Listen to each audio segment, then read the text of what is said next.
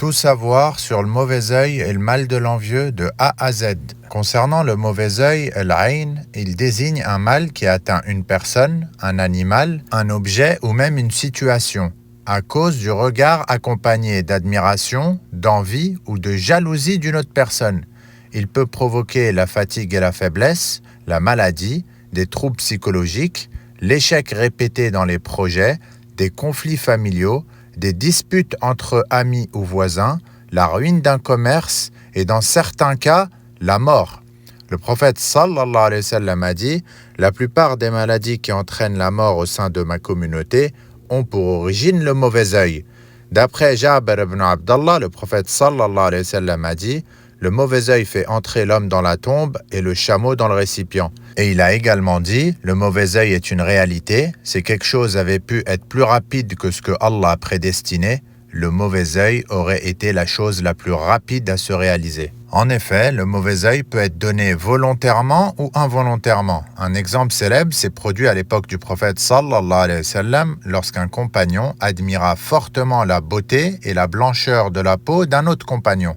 Après cette remarque, celui-ci tomba immédiatement au sol, frappé par le mauvais œil. Le prophète sallallahu alayhi wa sallam dit alors « Pourquoi l'un de vous nuit-il à son frère? Pourquoi ne lui dit-il pas plutôt des paroles de bénédiction ?» Le prophète sallallahu alayhi wa sallam le soigna ensuite par les invocations, les ma'awadat, par la permission d'Allah, qu'on a détaillé dans l'épisode 51 et 52 et qu'on détaillera à la fin de la vidéo. Le prophète sallallahu alayhi wa sallam a également dit « Le mauvais œil est une réalité, le shaitan y contribue tout comme l'envie de l'être humain. Ainsi, le mauvais œil est une nuisance provenant du cœur et transmise par le regard. Sans regard, il n'y a pas de mauvais œil. » Le mal de l'envieux, al-hasad, est très proche du mauvais œil, mais avec une différence fondamentale. Le mauvais œil passe par le regard, le hasad ne nécessite pas de voir la personne. Le hasad est une haine, une jalousie ou une envie qui provient du cœur et qui atteint la personne enviée, même sans la voir, uniquement par la pensée et le désir du mal. Le hasad pousse une personne à souhaiter la disparition des bienfaits d'autrui, être attristé par le bonheur des autres, se réjouir de leur malheur et détester les faveurs qu'Allah leur a accordées. Le prophète sallallahu alayhi wa sallam a dit « Méfiez-vous de la jalousie car elle détruit les bonnes actions comme le feu détruit le bois. » Et il a également dit « Il est venu à vous la maladie des nations qui vous ont précédés, la haine et la jalousie, c'est le rasoir. Je ne dis pas qu'il rase les cheveux, mais qu'il rase la foi. Le hasad est une maladie du cœur. » Lorsque le prophète, paix et bénédiction sur lui, fut interrogé sur les meilleures personnes, il répondit « Ceux qui possèdent un cœur pur et une langue véridique. » Lorsqu'on lui demanda ce que c'était qu'un cœur pur, il répondit « Le cœur du pieux, exempt de péché, de transgression, de haine et de jalousie. » Cependant, il y a une précision importante. Le hasad, donc l'envie ou la jalousie, est explicitement mentionné dans le Coran.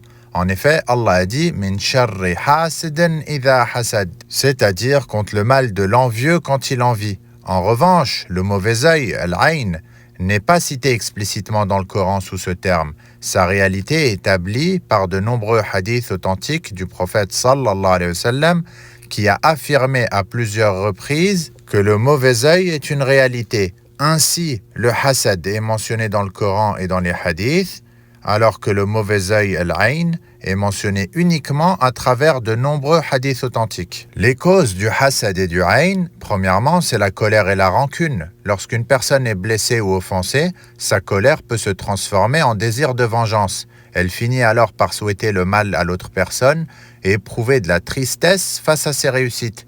Deuxièmement, c'est l'orgueil et l'amour de la gloire. Certaines personnes n'acceptent pas qu'une autre personne les dépasse en richesse, en notoriété, en science, en beauté, en statut social.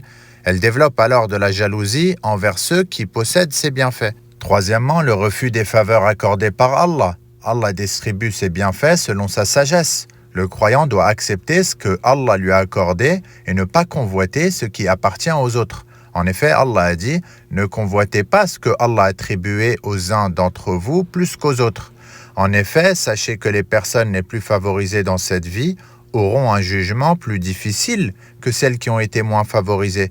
Les épreuves que vous traversez sont une bénédiction, dans le sens où elles allègent votre jugement le jour de la résurrection.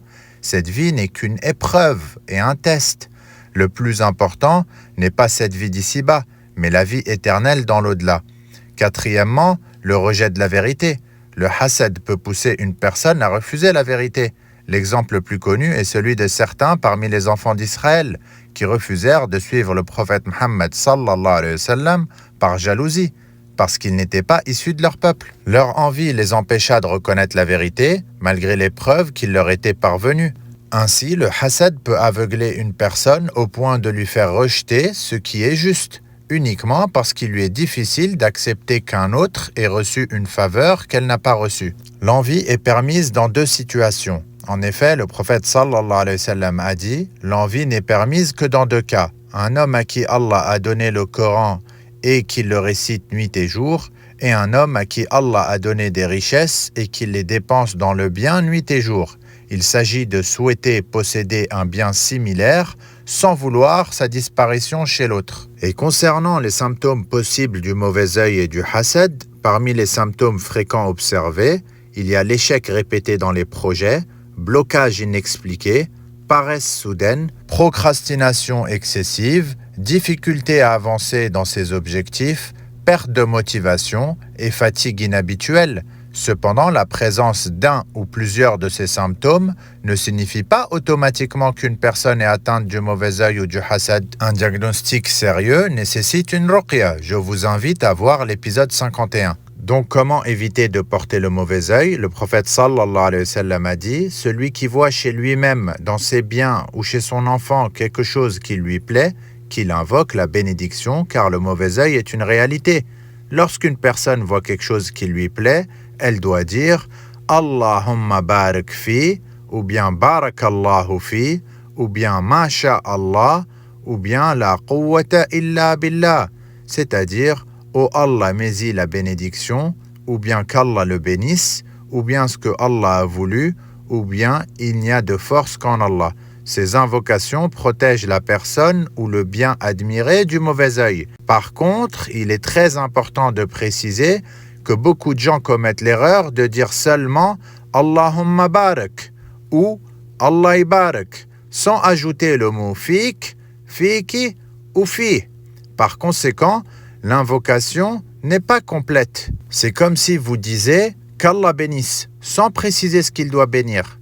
Il faut donc préciser la personne ou la chose concernée. Donc il faut dire « fik » si vous vous adressez à un homme, « fiki » si vous vous adressez à une femme, et « fi » si vous parlez d'un objet ou d'un bien. Ainsi, vous invoquez explicitement la bénédiction d'Allah sur la personne ou la chose que vous admirez. Comment se protéger du hasad? Le prophète sallallahu alayhi wa sallam a dit « Ne regardez pas ceux qui sont au-dessus de vous, mais regardez ceux qui sont en dessous de vous. Cela vous aidera davantage à reconnaître les bienfaits qu'Allah vous a accordés. » Et il a également dit « Si l'un de vous regarde quelqu'un qui est plus riche ou plus favorisé que lui, qu'il regarde aussi quelqu'un qui est inférieur à lui. » L'islam recommande également la maîtrise de la colère, le pardon, la bienveillance, le consentement et la gratitude envers Allah. En effet, Allah a dit « Ceux qui dominent leur rage et pardonnent aux gens, Allah aime les bienfaisants. » Et afin de savoir avec certitude si l'on est atteint de l'une de ces deux maladies, il faudra effectuer une ruqya. Si à la suite de cette dernière, vous bâillez sans cesse alors que vous n'étiez pas fatigué auparavant, ou que vous vous endormez, ou encore que vous ressentez une fatigue extrême, alors cela peut être un signe fort indiquant que vous êtes atteint soit du mauvais œil, soit du mal de l'envieux. La bonne nouvelle est que les ma'awadat soignent non seulement ces deux maladies, ainsi que la paralysie du sommeil, al-jathum, que nous verrons dans la prochaine vidéo. Donc les ma'awadat, c'est Surat al-Fatiha, Ayat al-Kursi, Surat al-Ikhlas, Surat al-Falaq, et Surat al-Nas. Il faudra donc les réciter ou les écouter en arabe ou en phonétique avant de dormir et au réveil. L'idéal est de les réciter 3 fois, mais une seule fois reste bénéfique. Par la permission d'Allah, vous pourrez constater une nette amélioration au bout de 3 jours, tandis que la guérison complète peut parfois prendre jusqu'à 40 jours. Nous consacrerons une vidéo entière aux mu'awadat dans les épisodes à venir. Et sachez que ce sujet a été développé et détaillé dans les moindres précisions dans mon livre Les maladies occultes, causes et traitements du Coran et de la Sunna, en sachant que j'ai rédigé 5 livres au total. Ils sont tous disponibles sur Amazon. Cliquez sur le lien sur mon profil pour y accéder.